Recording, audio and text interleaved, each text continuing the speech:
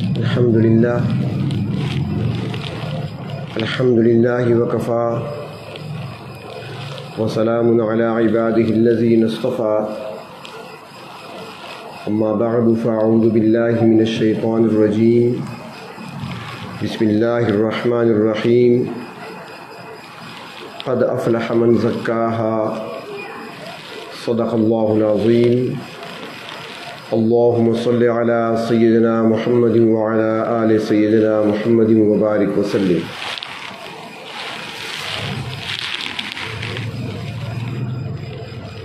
انسان کے جو روحانی دشمن ہے،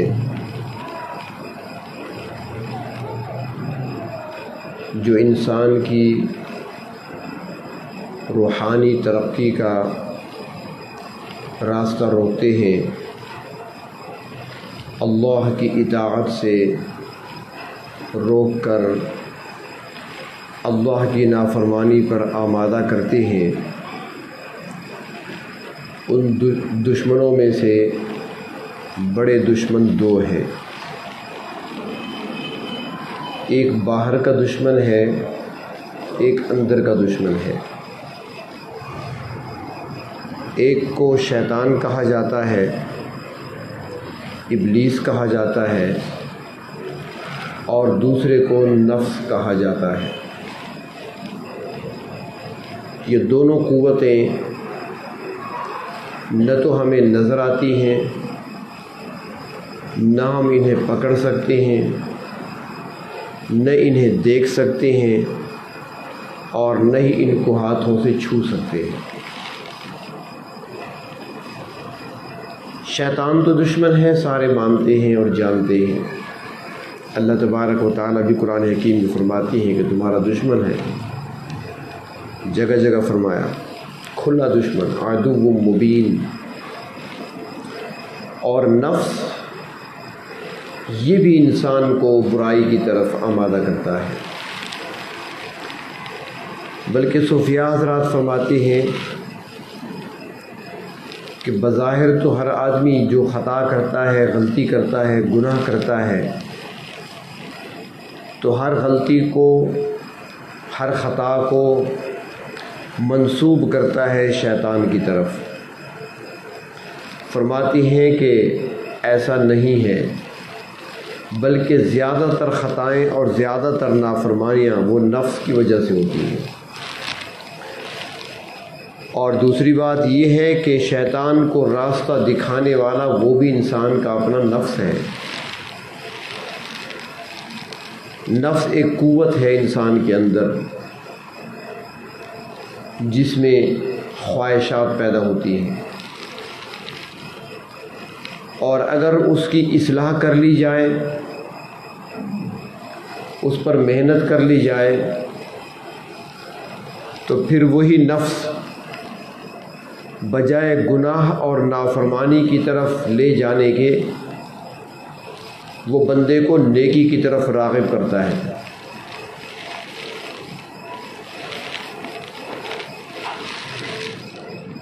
نفس اور شیطان دشمن دونوں ہیں، لیکن اس فرق کو سمجھنے کے لیے ایک مثال عرض کرتا ہوں۔ نبی اکرم صلی اللہ علیہ وسلم کے فرامین میں یہ بات آتی ہے کہ ہر انسان کے ساتھ شیطان لگا ہوا ہے، ہر انسان کے ساتھ، اور وہ اسے گناہ پر آمادہ کرتا ہے، ترغیب دیتا ہے گناہ کی، ترغیب دیتا ہے اللہ کی نافرمانی کی، ہر انسان کے ساتھ لگا ہوا ہے۔ تو سوال کیا گیا نبی اکرم صلی اللہ علیہ وسلم سے کہ ہر انسان کے ساتھ اگر شیطان ہے تو کیا آپ کے ساتھ بھی ہے؟ آپ نے جواب میں ارشاد فرمایا کہ ہاں میرے ساتھ بھی ہے، لیکن جو میرے ساتھ ہے وہ اسلام لا چکا ہے، جو میرے ساتھ ہے وہ مسلمان ہو چکا ہے۔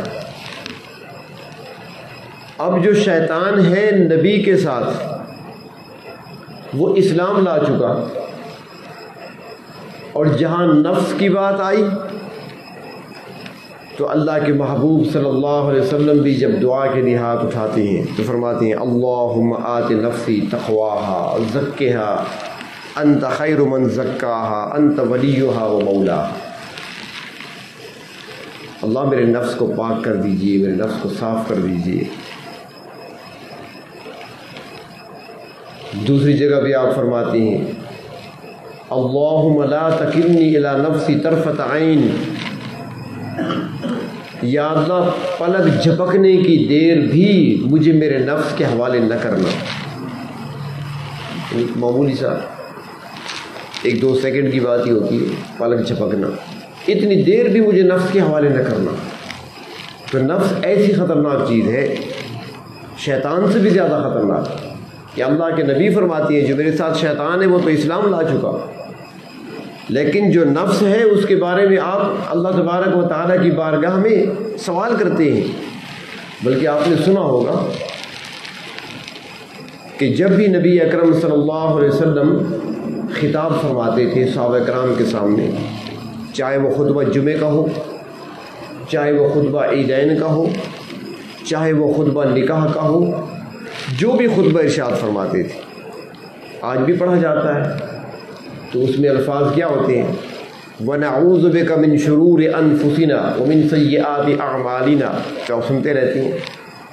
وَنَعُوذُ بِكَ مِن شُرُورِ أَنفُسِنَا، اللہ اپنے نفسوں کے شر سے اللہ آپ کی پناہ میں آتے ہیں۔ تو اتنی خطرناک چیز ہے یہ، بلکہ فرماتے ہیں ایک دوسری مثال کے ذریعے سمجھیں کہ شیطان دشمن ہے انسان کا، اولاد آدم کا، مگر دیکھا جائے کہ شیطان کیسے بنا؟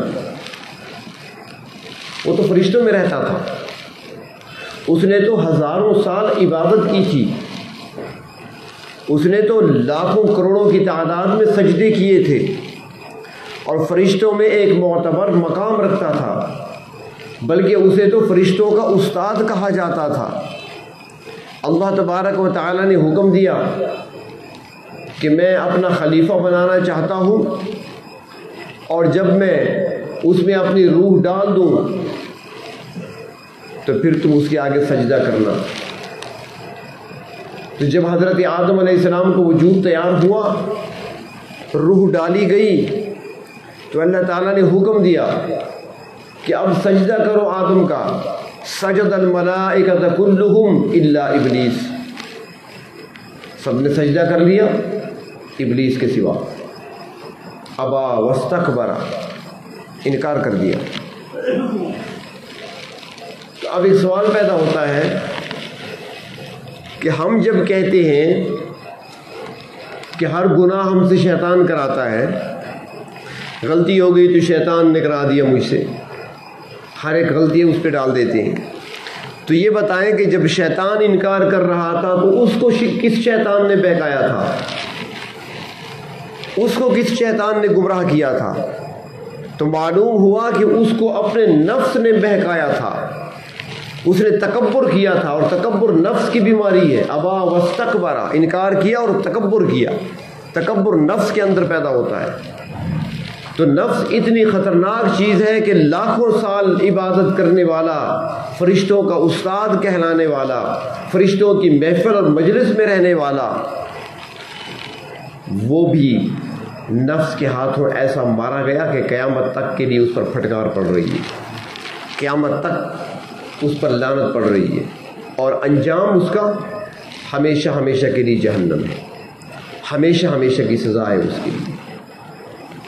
تو نفس انسان کو گناہ اور غلطیوں، نافرمانیوں کی طرف آمادہ کرنے والا ہے، انسان کا دشمن ہے، لیکن اس دشمن کو دوست بنانا ہے، اور جب دوست بن گیا تو پھر یہی نفس گناہ کی طرف کھینچ کر لے جانے کے بجائے نیکی کی طرف راغب کرنے والا بن جاتا ہے۔ نفس کی اقسام ہیں اپنی، نفس امارہ ہے، نفس لوامہ ہے، نفس مطمئنہ ہے، انشاءاللہ اگلے سوال پہ عرض کیا جائے گا اسی کتنی اقسام ہیں۔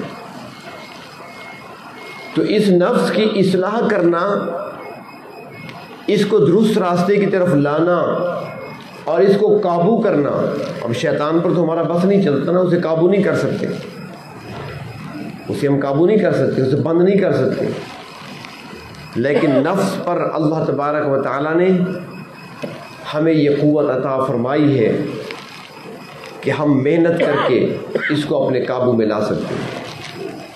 محنت کے ذریعے سے، مشقت کے ذریعے سے، اصلاح کی نیت سے اگر کوشش کی جائے تو نفس قابو میں آ سکتا ہے. یہ جو سلسلے چلتے ہیں نا تصوف کے، اس میں تو یہی مقصد ہوتا ہے کہ نفس کے اندر جو بیماریاں ہیں وہ نکلیں، اچھائیاں پیدا ہوں، برے اخلاق نکلیں، اچھے اخلاق پیدا ہوں، بخل نکل جائے، اس کی جگہ سخاوت آ جائے، تکبر نکل جائے، اس کی جگہ عاجزی آ جائے، بڑائی نکل جائے، اس کی جگہ انکساری آ جائے. یہ ساری محنت کرانے کا مقصد تو یہ ہوتا ہے. لیکن اس کا مقصد صرف یہ نہیں ہوتا کہ بیعت کر لیے اس کے بعد سب کچھ خود بخود ہو جائے گا، ایسا نہیں ہے. محنت خود کرنی پڑے گی، اور جتنی محنت ہوگی اتنا فائدہ ہوگا. کہتے ہیں جتنا گڑ اتنا میٹھا. نفس کو سزا دینی ہوگی. یہ ساتھی کہتے ہیں نا بھائی تسبیحات نہیں ہو رہی مجھ سے، بیٹھا نہیں جاتا، سفر میں جاتا ہوں تسبیحات چھوٹ جاتی ہیں. نفس کو سزا دینی ہے، کرنا ہے یہ کام. کھانا چھوٹتا ہے تو چھوٹ جائے، لیکن یہ نہیں چھوڑنا، اور پوری توجہ دھیان سے. ہمارے یہاں تو کھانا آ جائے تو نماز بھی چھوٹ جاتی ہے. وہ ایک لطیفہ آتا ہے کہ امام اعظم حضرت نعمان بن ثابت رحمۃ اللہ علیہ ایک مرتبہ کھانا آ گیا، دسترخوان پہ کھانا آ گیا، مہمان بیٹھے تھے کچھ، ادھر نماز کا وقت ہو گیا، اقامت کا تکبیر کہنے کا وقت آ گیا، ادھر کھانا آ گیا. اب کیا کیا جائے، کھانا ٹھنڈا ہوگا. امام اعظم تھے، مکبر سے کہا تکبیر ٹھہرو ذرا صبر کرو. ان سے کہا کہ کھانا کھا دو پہلے. ان سے کہا ٹھہرو ذرا پہلے کھانا کھا دو. انہوں نے کہا حضرت پہلے نماز پڑھ لیتی ہیں، وقت ہو گیا نماز کا. یہ تو شکر ہے گھڑیاں نہیں تھی اس زمانے میں، ہمارے مقتدی ہوتے تو کہاں ٹھہرتے کہ ہم پڑھ رہے ہیں تم کھانا کھاتے رہو. تو وہ رک گئے. انہوں نے کہا کہ حضرت کھانا پہلے کھائیں، پہلے نماز پڑھ لیتے. امام اعظم رحمۃ اللہ علیہ نے بڑا قیمتی جملہ فرمایا جو آج تک سنہری حروف میں کتابوں میں لکھا ہوا ہے. امام اعظم فرماتے ہیں میں تمہارے کھانے کو نماز بنانا چاہتا ہوں، تمہاری نماز کو کھانا نہیں بنانا چاہتا. تمہارے کھانے کو نماز بنانا چاہتا ہوں، تمہاری نماز کو کھانا نہیں بنانا چاہتا. انہوں نے کہا حضرت وہ کیسے؟ فرمایا اگر کھانا چھوڑ دیتے ہیں پہلے نماز پڑھتے ہیں، پڑھ نماز رہے ہوں گے تو وہ جو دھیان کھانے کی طرف ہوگا، ٹھنڈا نہ ہو جائے، پتہ نہیں ہاٹ پاٹ میں کیا رکھا تھا، پتہ نہیں ڈونگے کے اندر کون سی چیز تھی، خیال وہی ہوگا تمہارا، تو تمہاری نماز کھانا بن گئی. اور اب جب کھانے کے لیے بیٹھو گے تمہاری توجہ نماز کی طرف ہوگی کہ نماز پڑھنی ہے، دیر نہ ہو جائے، ذرا جلدی سے کھا لو. کھانا کھا رہے ہو توجہ نماز کی طرف ہے تو تمہارا کھانا بھی نماز بن گیا. تو انہوں نے اس انداز سے انہوں نے تربیت کی. میں عرض کر رہا تھا کہ نفس کی اصلاح کرنا یہ ایک اہم امر ہے، اور جب انسان اس پر محنت کرتا ہے، اور محنت مشقت تو یقیناً اٹھانی پڑے گی، سزا دینی ہوگی اس کو. بھئی کل میں سفر میں تھا، تسبیحات چھوٹ گئی مجھ سے، تو آج میں نے ڈبل پڑھنی ہے. کل والی جو رہ گئی وہ بھی پڑھنی ہے، جو آج کی چھوٹ گئی ہیں وہ بھی پڑھنی ہے. تب تو اس کی اصلاح ہوگی. اس کو اگر آپ آرام دیں گے کہ ہاں بھائی سو جاؤ اب تو آرام کر لو، پھر نہیں ہوگا کام. ایسے سزا دینی ہوگی اسے، تب یہ قابو میں آئے گا. اور اس کی اہمیت اتنی ہے،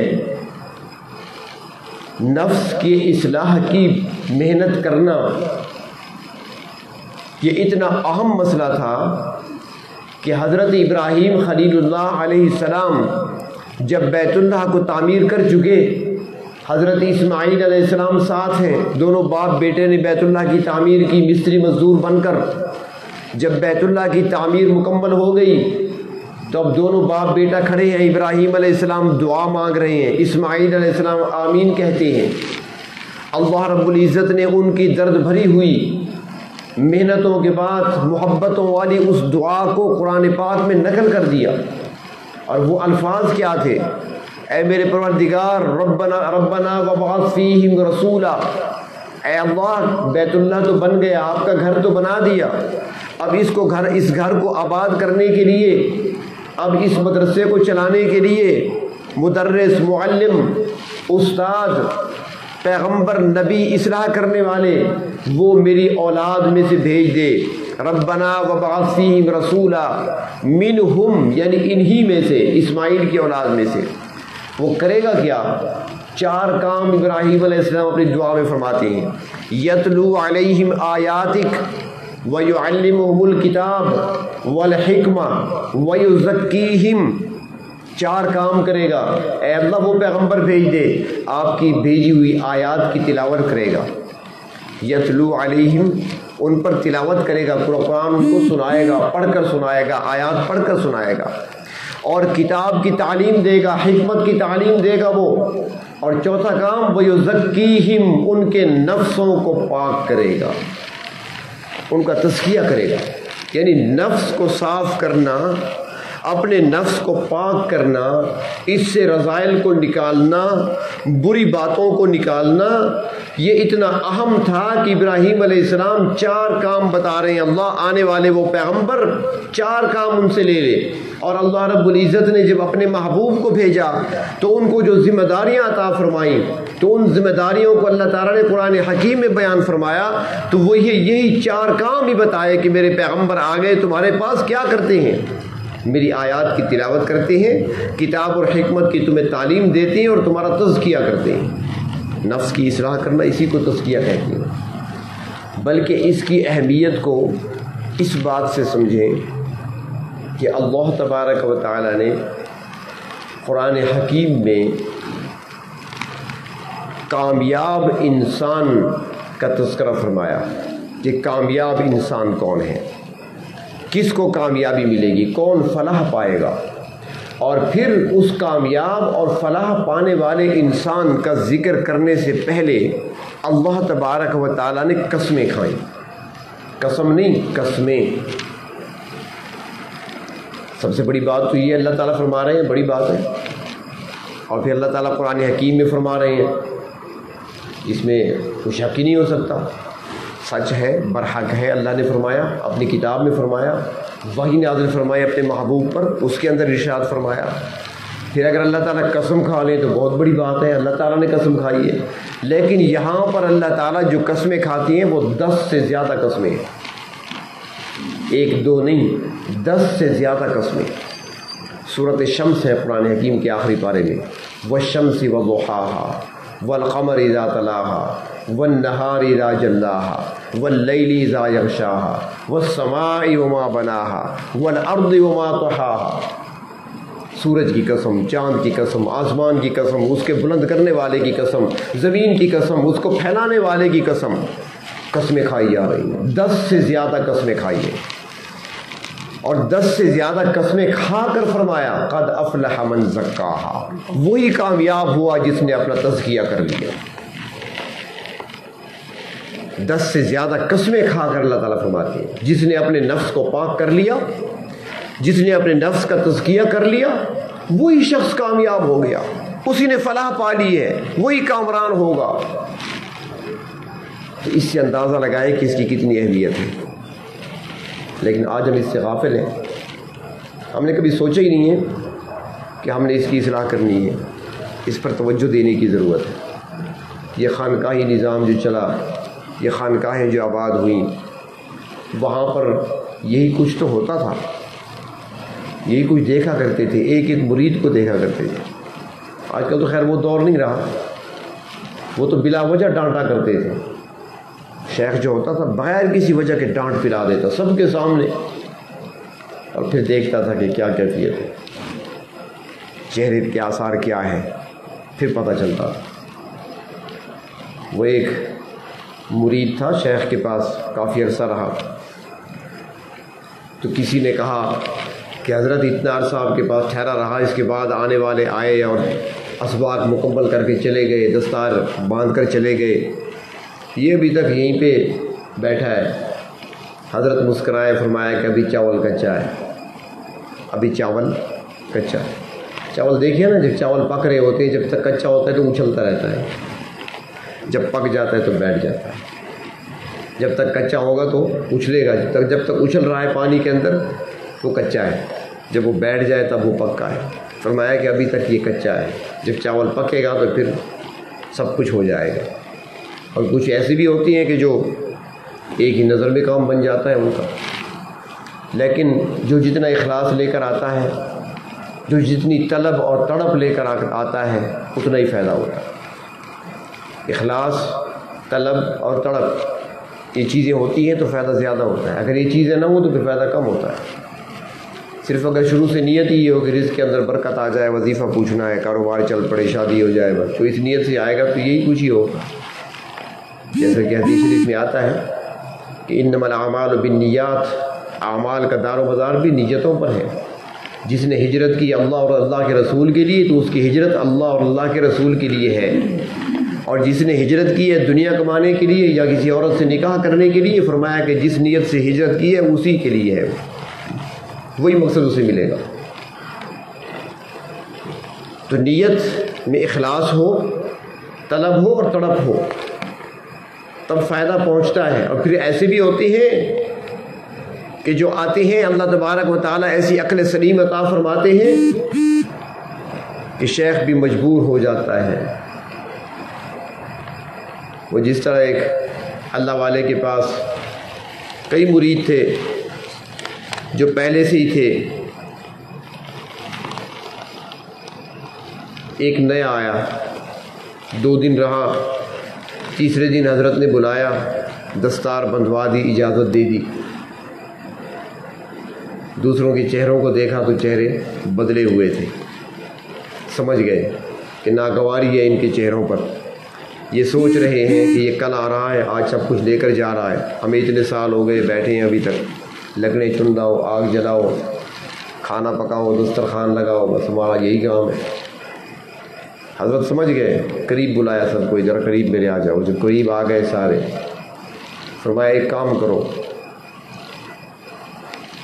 ان میں سے جن کو دیکھا تھا نا کہ وہ ذرا زیادہ ہی اثر لے رہے تھے اس بات کا، ان کو بلایا، اور جس کو اجازت دی تھی 3 دن پہلے آنے والا اس کو بلایا، مرغیاں منگوائیں، چھریاں منگوائیں، ایک ایک مرغی ان کے حوالے کر دی اور چھری بھی ان کو دے دی کہ جاؤ یہ ایک مرغی ذبح کر کے لاؤ، الگ الگ جاؤ، لیکن ایسی جگہ جا کر ذبح کرنا جہاں کوئی دیکھنے والا نہ ہو، کسی کی نظر نہ پڑے، ذبح کر کے لاؤ۔ اب وہ سارے چلے گئے، حضرت کا حکم ہے، ایک اس کونے میں بیٹھا ہے، بسم اللہ اللہ اکبر، ذبح کر دی، دوسرا اس کونے میں چلا گیا، کوئی درخت کے سائے میں بیٹھ گیا، کوئی کہاں چلا گیا، سب نے اپنی مرغیاں ذبح کر لی۔ وہ جو 3 دن پہلے آیا تھا نا، جو سب کچھ لے کر جا رہا تھا، وہ بیچارہ گھومتے گھومتے پھرتے سب سے آخر میں آیا، سارے مرغیاں لے آئے تھے، وہ آخر میں آیا، جب آیا تو اس کے ہاتھ میں زندہ مرغی ہے اور چھری ہاتھ میں ہے۔ حضرت نے فرمایا کہ مرغی ذبح نہیں کی، اس نے کہا حضور آپ نے شرط جو ایسی رکھی ہے۔ اس نے کہا کیا؟ آپ نے نہیں فرمایا کہ ایسی جگہ ذبح کرنا جہاں کوئی نہ دیکھے؟ میں جہاں بھی گیا میرا اللہ دیکھ رہا تھا، میں جہاں بھی گیا بڑی کوشش کی میں نے چھپنے کی، لیکن جہاں بھی گیا اللہ تعالیٰ دیکھ رہے ہیں، تو میں کیسے ذبح کرتا؟ حضرت نے دوسروں کی طرف دیکھ کر فرمایا دیکھ لو، یہی وہ چیز ہے جو اس کے اندر تھی اور تمہارے اندر نہیں تھی، اس نے 3 دنوں میں حاصل کر لی اور تم سال کی محنت میں بھی حاصل نہیں کر سکے۔ یہی جب دل میں اتر جائے بات کہ میرا اللہ مجھے دیکھ رہا ہے تو بس کام بن گیا، ابھی تک تمہارے اندر یہ چیز پیدا نہیں ہوئی۔ تو وہ مشائخ اس انداز سے امتحان بھی لیا کرتے تھے، بلا وجہ ڈانٹ بھی دیا کرتے تھے، پھر چہرے کے تاثرات دیکھا کرتے تھے کہ ابھی تک فخر ہے، ابھی بڑائی ہے، ابھی تکبر ہے، ابھی اس کے اندر میں ہے، پھر چلاتے رہتے تھے اس کو۔ تو یہی چیز ہوتی ہے، یہی اصلاح ہوا کرتی تھی، لیکن وہ تو نہیں رہی اب، لیکن اتنا ضرور ہے کہ کم از کم اپنے اوپر انسان محنت کرے، خود محنت کرے انسان، لیکن کسی شیخ سے رابطے میں رہ کر اپنے طور پر نہیں۔ بعض اوقات پھر سمجھنا مشکل ہو جاتا ہے، شیطان تھوڑا علم نہیں رکھتا، تھوڑا علم نہیں اس کے پاس، اور خصوصاً عابدوں کو، عبادت گزاروں کو، ذاکرین کو تو بہت جلد گمراہ کر لیتا ہے۔ وہ جس طرح کتابوں میں لکھا ہے کہ ایک مرتبہ شیطان تو بڑا بیٹھا ہوتا ہے اپنے تخت پر، چھوٹے چھوٹے جو شتوگڑے ہوتے ہیں نا، یہ کام پہ جاتے ہیں سارا دن لوگوں کو ورخلانا، تو واپس آتے آ کر کارگزاری سناتے ہیں، ہم نے یہ کام کیا، یہ کام کیا۔ تو آتے رہے بڑے بڑے، بتاتے رہے ہم نے یہ کیا، دو بندوں کو آپس میں لڑائی کرا دی، ہم نے فلاں کو جھوٹ بلوا دیا، فلاں سے ہم نے دھوکے کا کام کرا لیا، فلاں سے یہ کرایا وہ کرایا، سنتا رہا، ٹھیک ہے ٹھیک ہے۔ ایک چھوٹا سا آیا تو اس نے کہا ہاں تم نے کیا کیا؟ اس نے کہا جی میں نے تو اور کچھ نہیں کر سکا، بس ایک طالب علم جا رہا تھا مدرسے کی طرف، اس کو میں نے کھیل کی طرف لگا دیا، مدرسے نہیں گیا۔ شیطان نے کہا کہ سب سے بڑا کام تم نے کیا، شاباش دی اسے۔ اب سب حیران ہیں کہ بڑے کام تو ہم نے کیے، بچے کو مدرسے جانے سے روکا، یہ کون سا کمال ہے؟ شیطان نے کہا ٹھیک ہے چلو میں تمہیں دکھاتا ہوں۔ لے آیا ان کو، راستے میں آ کر انسانی شکل میں بیٹھ گیا، باقی بھی دیکھ رہے ہیں۔ ایک عابد جا رہا ہے، عبادت گزار جا رہا ہے نماز کے لیے مسجد کی طرف، تسبیحات میں نظریں جھکی ہوئی، اللہ اللہ کرتے ہوئے جا رہا ہے۔ 20 سال 30 سال 50 سال سے وہ عبادت کر رہا تھا، کبھی کوئی گناہ نہیں کیا تھا، عالم نہیں تھا، عابد تھا، عبادت گزار تھا۔ تو یہ راستے میں کھڑا تھا، اسے روک لیا، اس نے کہا جی میرا ایک چھوٹا سا سوال ہے، ذرا پریشان ہوں۔ اس نے کہا کیا سوال ہے؟ جلدی بتاؤ نماز کا ٹائم ہے میرا۔ اس نے کہا ہاں جلدی سے بتاتا ہوں، چھوٹا سا سوال ہے، میں سوچ رہا تھا کہ یہ آسمان ہے، یہ زمینیں ہیں، اور یہ سب کچھ ہے اللہ تعالیٰ کا بنایا ہوا۔ میرے ذہن میں سوال آ گیا کہ یہ ساری چیزیں کیا اللہ تعالیٰ ایک انڈے میں بند کر سکتے ہیں؟ انڈا ہوتا ہے نا مرغی کا، یہ سارے آسمان زمین یہ ساری چیزیں اللہ تعالیٰ انڈے میں بند کر سکتے ہیں؟ ٹھہر گیا، سوچنے لگا۔ اس نے کہا اچھا میں بتاؤں گا بعد میں۔ پھر وہ چلا گیا، شیطان نے اپنے ساتھیوں سے کہا دیکھو بھائی ایمان سے فارغ ہو گیا، اس کا کام تو ہو گیا، 40 سال کی عبادت ضائع کر بیٹھا۔ جب اللہ کی ذات پہ شک آ گیا تو ختم سب کچھ۔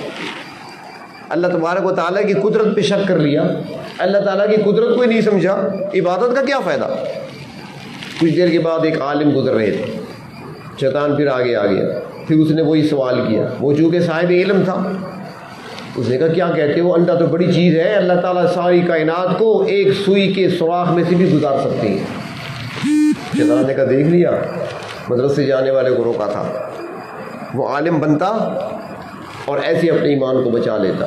عابدوں کا گمراہ کرنا ہمارے لیے آسان ہے، عالموں کو بہکانا ذرا مشکل ہے۔ تو اس لیے اپنے طور پہ نہیں، محنت کریں، مشقت کریں، لیکن سیکھ سیکھ کر۔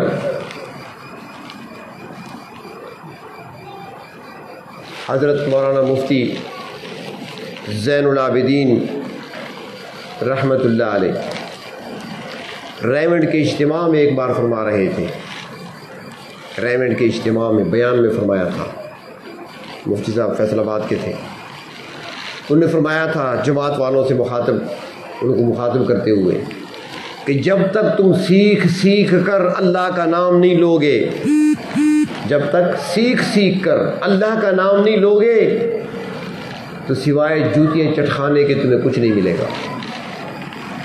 اللہ کا نام لو پر سیکھ سیکھ کر۔ اور اس کی وجہ یہ ہے کہ انسان بعض اوقات اپنی عقل کے ترازو میں بہت ساری چیزوں کو تولتا ہے، کچھ چیزوں کو اچھا سمجھتا ہے، وہ اچھی نہیں ہوتی۔ جیسے ایک شخص تھا، اس نے کہیں پر بیان سنا کہ نفس کی مخالفت کرنی ہے، اگر اللہ کو پانا ہے، اللہ کا قرب حاصل کرنا ہے، اللہ کی محبت حاصل کرنی ہے تو نفس کی مخالفت کرو بس۔ اب وہ خوشبو استعمال زیادہ کیا کرتا تھا، اس نے کہا نفس کی مخالفت کرنی ہے، عطر نہیں لگانا، خوشبو نہیں لگانی۔ اب جی چاہا نہ خوشبو لگاؤں، اس نے گندگی اٹھائی، گوبر اٹھائی، سونگھی اور جیب میں ڈال دی۔ پھر جی چاہا تو اور گندگی کہیں ملی، وہ جیب میں ڈال دی۔ ایک اللہ والے کے پاس بیٹھا، اس نے کہا یار تم سے تو بو آ رہی ہے، آج غسل نہیں کیا تم نے، کپڑے نہیں بدلے؟ اس نے کہا جی غسل بھی کیا تھا، کپڑے بھی تبدیل کیے تھے، بس میں نے کچھ چیزیں اپنی جیبوں میں ڈالی ہیں۔ کیا ڈالا ہے؟ گندگی ڈالی ہے۔ وہ کیوں؟ میں نے سنا ہے کہ نفس کی مخالفت کرنے سے اللہ ملتا ہے، تو نفس میرا خوشبو مانگ رہا تھا، میں نے مخالفت کرتے ہوئے گوبر بدبودار چیزیں میں نے جیب میں ڈال دی۔ اس نے کہا اللہ کے بندے اس سے تمہاری فرض نماز بھی ادا نہیں ہوئی، رب کیا ملے گا؟ گندگی جیب میں ہے تو فرض نماز بھی ادا نہیں ہوئی تمہاری، اللہ کی محبت کیسے پاؤ گے؟ تو اپنی عقل کے ذریعے سے نہیں، سیکھ کر ترتیب کے ساتھ کیا کرنا ہے، کیسے کرنا ہے، اس راستے پر چلنا ہے تو کس طریقے سے چلنا ہے، نفس کی اصلاح کرنی ہے تو کس طریقے سے کرنی ہے، ذکر و اذکار کرنی ہے تو کس طریقے سے کرنی ہے، اور پھر اس سے فائدہ ہوتا ہے۔ ایک بندہ خود کتاب پڑھتا ہے، دوسرے کو استاد پڑھاتا ہے، تو بڑا فرق ہوتا ہے۔ بلکہ ہمارے ہاں مشہور ہوتا ہے جو خود پڑھ کے آتے ہیں نا ان کی قدر و قیمت کم ہوا کرتی ہے۔ کوئی اگر آپ سے کہہ دینا کہ میں نے میٹرک کر لیا، میٹرک پاس ہو، ہم دوسرا سوال فوراً کرتے ہیں کون سا؟ ریگولر کیا تھا یا پرائیویٹ کیا تھا؟ کیا مطلب؟ ریگولر استادوں سے پڑھا ہے یا پرائیویٹ اپنے طور پہ پڑھا ہے؟ اگر وہ کہے پرائیویٹ تو پھر ہمارے یہاں اس کی قدر نہیں ہوتی کہ استادوں سے نہیں پڑھے تھے، خود ہی پڑھا ہے، کتابیں دیکھ کر رٹے لگا کر امتحان دے دیا۔ اور جو ریگولر پڑھتا رہا وہ کہتے ہیں اس نے صحیح پڑھا۔ تو اس لیے نفس کی اصلاح بھی کرنی ہے، سوچ سمجھ کے کرنی ہے، اور یہ وہ نفس ہے جو اللہ کی نافرمانی کی طرف لے جاتا ہے۔ اگر اسی نفس کی اصلاح ہو جائے تو پھر یہی نفس ترغیب نیکی کی بھی دیتا ہے، پھر یہ نفس مطمئنہ بن جاتا ہے۔